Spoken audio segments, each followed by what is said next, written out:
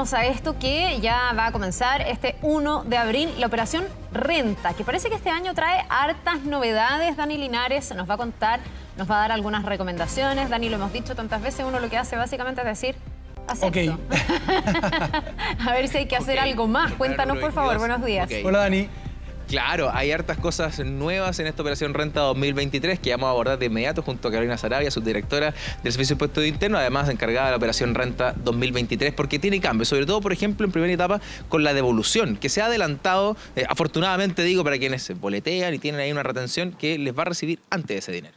Sí, efectivamente, este año hemos realizado un proceso excepcional que para quienes declaren entre el 1 y el 8 de abril van a poder recibir su devolución la tercera semana de abril. El 20 de abril van a estar sus devoluciones en sus cuentas bancarias. Entonces, es muy importante que esas personas registren correctamente su cuenta bancaria para que puedan recibir su depósito. Tenemos ahí el detalle en la gráfica en pantalla con ustedes para compartir el calendario sobre esta devolución, que lo declara en la gráfica. Es para quienes tienen transferencia, pago electrónico, porque quienes solicitan cheque inmediatamente se van al final de la cola. Efectivamente, se van al 30 de mayo, pero ya desde hace varios años la gran mayoría de los contribuyentes declara solicitando su devolución por cuenta bancaria, así que la idea es continuar en esa tendencia. Ahí está el calendario entonces, ustedes lo pueden ir revisando en pantalla, pero lo cierto es que el primer tramo es lo más relevante, del 1 al 8, el 20 de abril, que es la fecha nueva, el pago, porque en general se hacía la primera o segunda semana de mayo, ¿no? Sí, siempre se hacía la segunda semana de mayo, entonces hemos adelantado este proceso pensando en que hay muchas personas que tienen un bajo número de renta. Nosotros ya desde el sábado 1 de abril ofrecemos una declaración propuesta y por lo tanto la idea es que las personas revisen la información que ya está disponible en nuestra página web desde el día de ayer, revisen la información y a partir del sábado comiencen su proceso de declaración para recibir la devolución anticipada. Por ahora entonces disponible el formulario número 22 en la página, pero no se puede declarar todavía, esto a partir del 1. Se espera 4.5 millones de declaraciones entre personas y empresas, ¿no? Es el objetivo al menos del servicio. Sí, efectivamente esperamos que declaren cerca de 4,5 millones de contribuyentes, de ellos 3,5 millones son personas y 1,5 millones son empresas, y para todos ellos tenemos una propuesta, tenemos un portal de mucha información, asistentes para ayudarlos en la confección de su declaración. Y ahí tenemos, por ejemplo, para compartir con ustedes en pantalla, quienes están obligados a declarar, entre otros contribuyentes. Son muchas categorías, pero hay gente que sí o sí tiene que hacer su declaración. Por ejemplo, altos patrimonios o quienes tengan 2 fuentes de ingreso. Sí, todas las personas que hayan tenido 2 sueldos o un sueldo, una pensión, quienes hayan recibido boletas de honorario como trabajadores independientes, socios de empresa, quienes tengan intereses sobre 20 UTM. Entonces, una serie de categorías en las personas. En cuanto a las empresas, todas las empresas deben en esta operación renta presentar su declaración de renta. Y me quedo con uno de los elementos que tiene esta gráfica, que es las personas que tienen arriendos, que reciben dinero por arriendo, que esto también es una de las novedades que tiene esta operación renta, de que las personas que arriendan inmuebles, ya sea temporal o de forma permanente, deben declarar también ese ingreso, ¿no? Sí, bueno, no es novedad de la operación renta.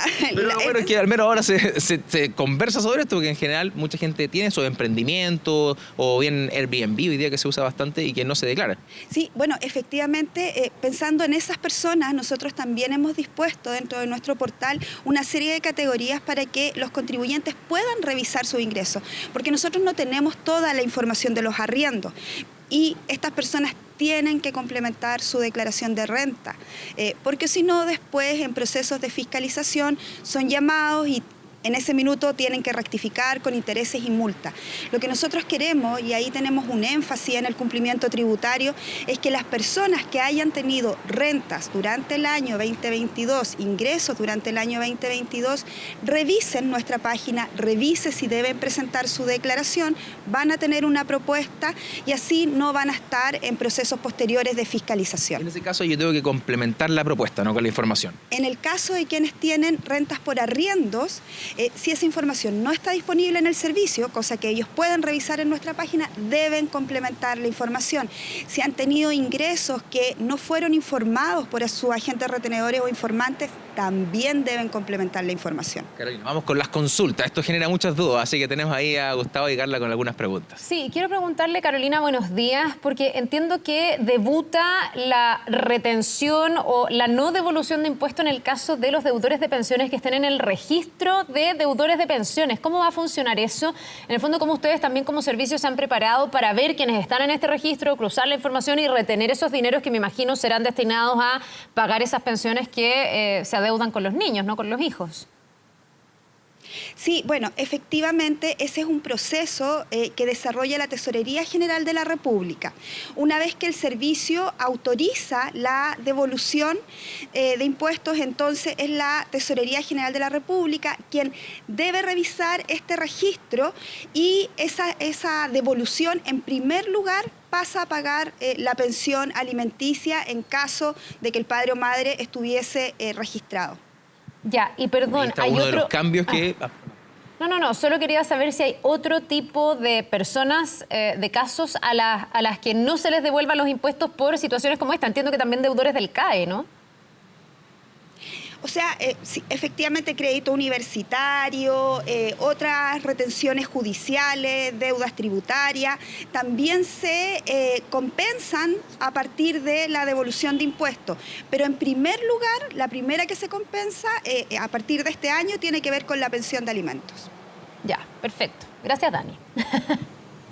Y es uno, no te preocupes, además que nos leíste la mente, Carla, porque tenemos ahí en pantalla la gráfica de los cambios que tiene esta operación Renta 2023, que incluye, por cierto, la retención de los impuestos para los deudores de pensiones de alimentos. Es una de las modificaciones que tiene, pero hay otras también que van a hacer este proceso distinto a los años anteriores, ¿no? Sí, efectivamente. Bueno, a partir de este año también dejan de estar exenta la venta de acciones. La enajenación de acciones pasa a tributar con una tasa del 10%.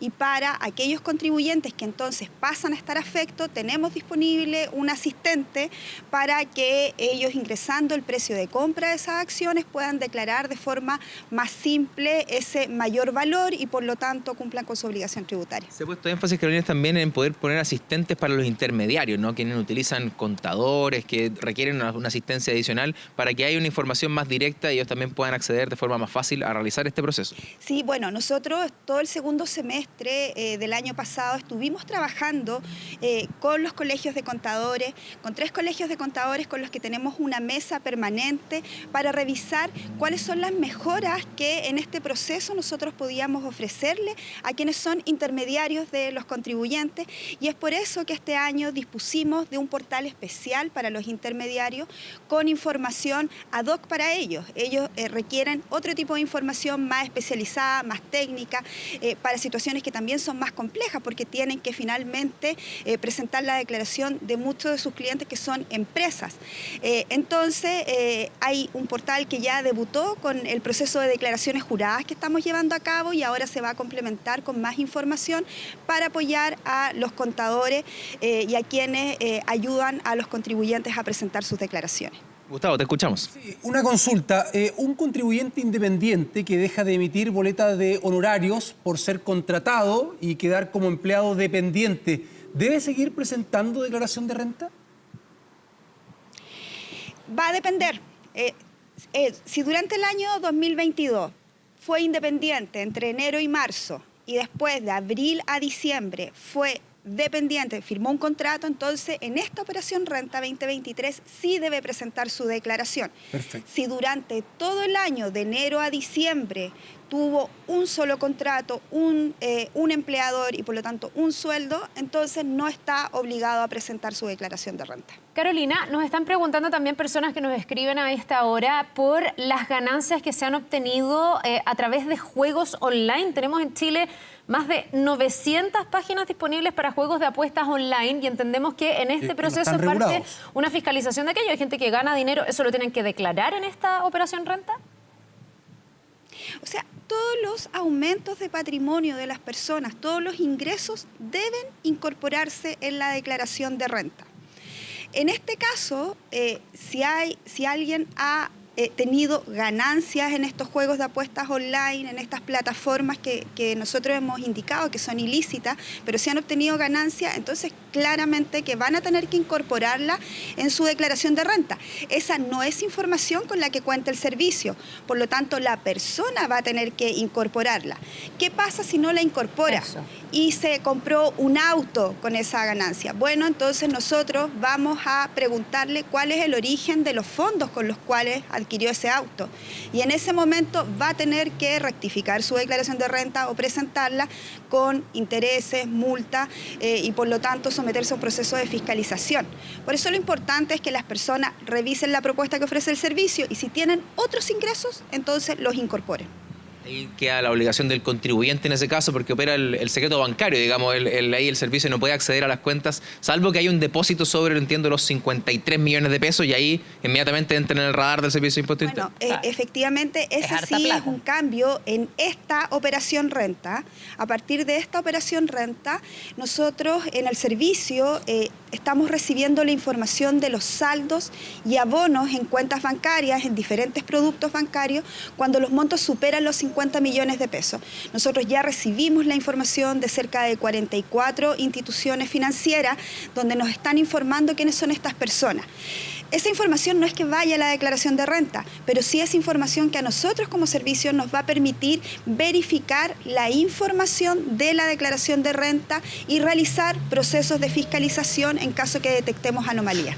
Montos inferiores, ahí depende del contribuyente, sobre todo en estos casos que son actividades que se han declarado de forma ilegal, ¿no? Hay un debate, ¿no?, sobre ese tipo de actividades, pero que deben ser declaradas de todas maneras. Así es. O sea, por eso digo, incrementos de patrimonio, recibí ingresos, tengo que incorporarlos en la declaración de renta. Perfecto, Karina. Muchas gracias por recibirnos esta mañana, aclarando algunas dudas, este proceso que se viene. Comienza el 1 de abril, la propuesta ya está disponible en la página web del Servicio de Impuestos Internos, por ahora se puede mirar, ir observando, ver si hay que hacer alguna modificación para que ya del 1 en adelante hacer la declaración. Ojalá los primeros días quienes tengan que recibir algún retorno por esto, para que puedan recibir su dinero el 20 de abril. Ya, una platita que a muchos les va a caer muy bien en medio y en el marco de esta operación renta. Muchísimas gracias a ambos, que tengan un muy buen día. Que estén bien, buena jornada.